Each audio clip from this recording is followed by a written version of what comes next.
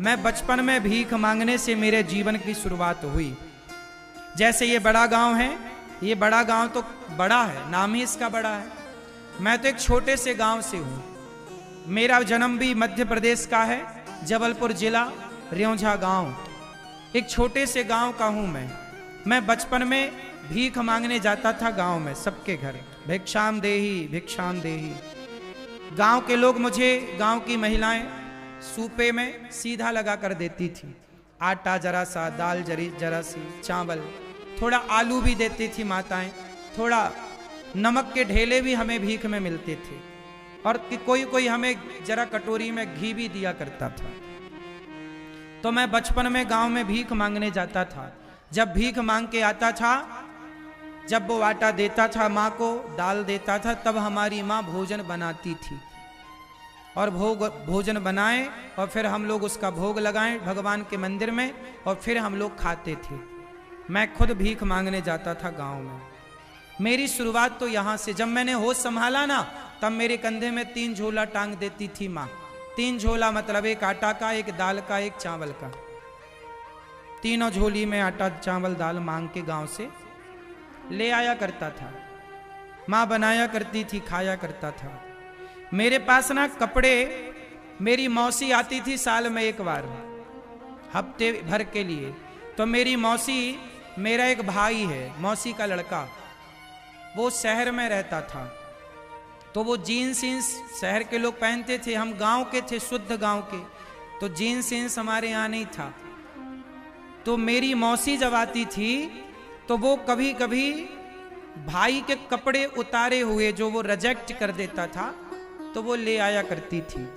मैं उन कपड़ों को देखकर बहुत प्रसन्न होया करता था, और एक जोड़ी कपड़ा लाती थी तो 1 साल तक मौसी का इंतजार करता था कि मौसी आएगी तो कपड़े लाएगी। और वो भी कपड़े जब लाती थी तो मैं उनको बड़े शौक से, जब मैं कहीं जाता था तो उन कपड़ों को पहन के जाता था। हमारे पिताजी साल में 1 बार कपड़े दिलाते थे। मैं पैंट पहनता था बचपन में, तो दोनों पीछे छेद हो जाते थे, इतने बड़े बड़े घिस जाते थे, मतलब चड्डी दिखने लग जाती थी पैंट से, शरीर ढकता ही नहीं था। ये गरीबी है। ऐसे कपड़े मैंने बचपन में पहने। जीन्स पहनने को मैं तरसता था, महंगा आता था, पिताजी दिला नहीं पाते थे, गरीबी जरूरत से ज्यादा थी। ऐसे हाल में मैंने अपना बचपन गुजारा है। एक रुपए की कीमत क्या है। जब मैं भीख मांगने जाता और जरा चावल के 4 दाने गिर जाते थे ना, मैं उन्हें समेटा करता था। 4 दाने की कीमत क्या है, मेरे से बेहतर शायद आप भी ना जानो। गरीबी सब कुछ कराती है साहब। देने वाले किसी को गरीबी ना दे, जान ले ले मगर बदनसीबी ना दे। ऐसी गरीबी में हमारे पिताजी मंदिर में एक पुजारी थे।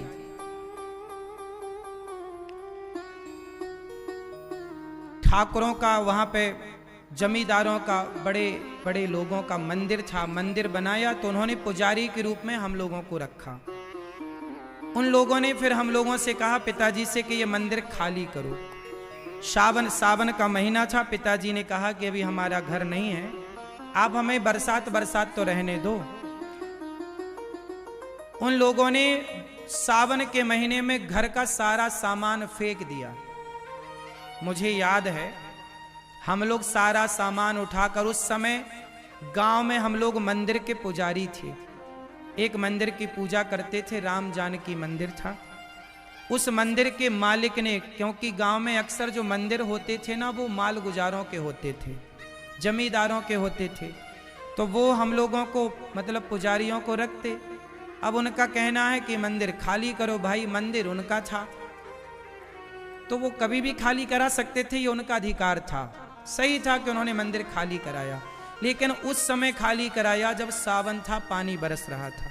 पिताजी ने कहा बारिश के बाद खाली कर देंगे, नहीं माने, सामान डेरा फेंक दिया। तब हमारी माँ और हम सब लोग, पिताजी हम सब, दूसरों के घर में जाके रात गुजारते थे। कैसे कैसे दिन गुजरते थे। हम तो छोटे थे, लेकिन उस समय हमारी माँ, हमारे पिताजी किस तरह की स्थितियों से गुजरे हैं हम लोग जानते हैं। घर नहीं था तब पिताजी ने माता के नाम से इंदिरा आवास योजना का पैसा देती थी सरकार, 20,000 रुपये। उसमें 5,000 घूस देनी पड़ती थी, जिसमें 15,000 रुपये मिलते थे। उस 15,000 रुपये में पिताजी ने घर बनवाया था। एक 18x20 का एक प्लॉट है, 18-20 का एक प्लॉट है। पिताजी ने पहले उससे ले रखा था, पर उसमें घर नहीं बना, तो 20,000 रुपये मिले, 15,000। उस 15,000 में घर बनाए और उसमें हम लोग रहे। आप आश्चर्य मानेंगे, उस घर में अभी भी हम लोग रहते हैं। घर वही है, पहले चिनाई मिट्टी की हुई और जैसे तैसे पिताजी ने बनाया, उसी को फिर उसी पे हम लोग अभी कोरोना काल में भी हम लोग उसी गांव में उसी घर पे रहे। अभी कोरोना काल में भी अभी भी हमारे बड़े भैया वहीं पर रहते हैं। ये वो घर है, आप टीवी पे देख सकते हैं। ये वो घर है, पहले एक ही छत थी कच्ची सी, फिर उसको बनाए। ये मंदिर जिसमें हम लोग पूजा करते थे। ये हमारा गांव है, जिस गांव में हम लोग, हमारा जन्म हुआ, हम पले बढ़े। ये हमारे गांव में एक तालाब है, जिस तालाब में हम लोग नहाते थे, और ये घर के ठीक सामने था। ये वही घर है जिस घर में हम लोग बचपन में रहे। बाद में इस घर को खाली, ये वो मंदिर है, आप देखिए टीवी पर, ये राम जानकी मंदिर है ना, हम इस मंदिर में रहा करते थे।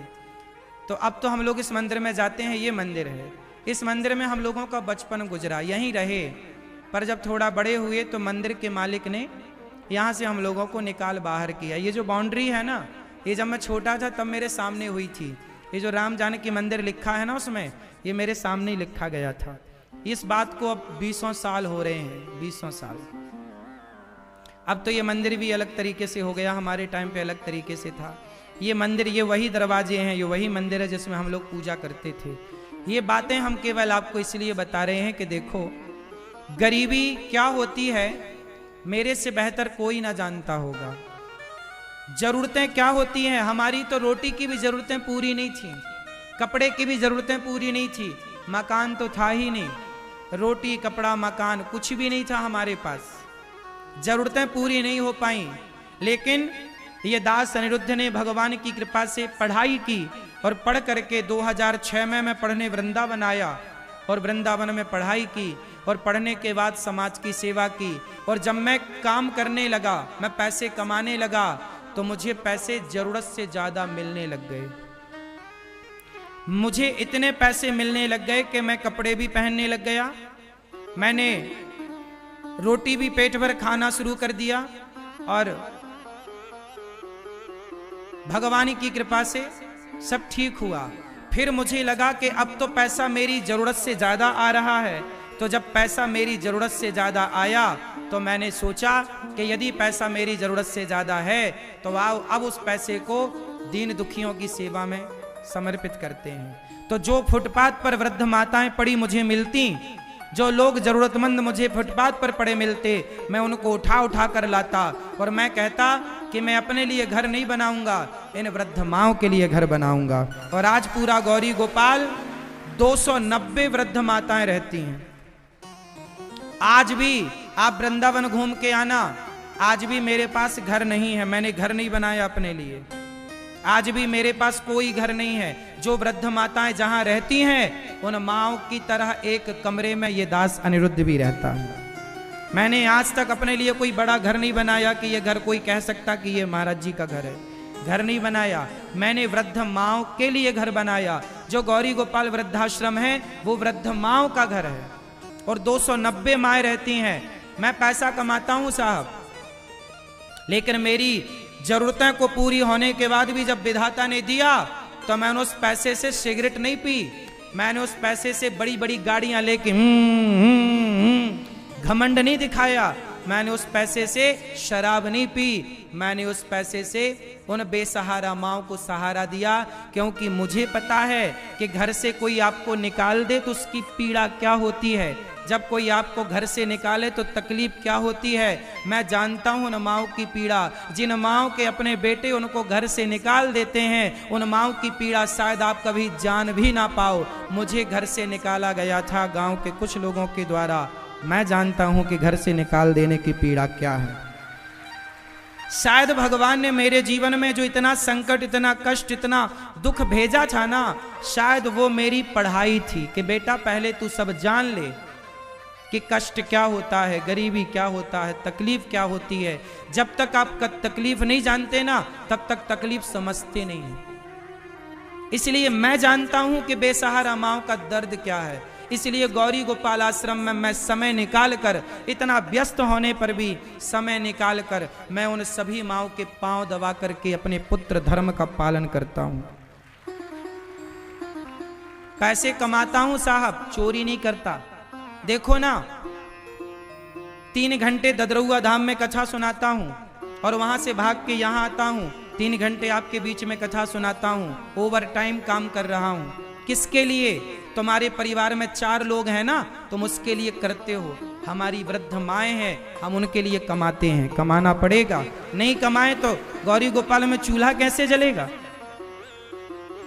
तुमसे कहते हैं थोड़ा थोड़ा सहयोग करो, कुछ लोग करते हैं, कुछ लोग हंसते हैं कि देखो भिखमंगा मांग रहा है भीख। क्या करें साहब, मांगना पड़ता है। कोई अपने लिए थोड़ी मांग रहे हैं, हमारे अपने लिए तो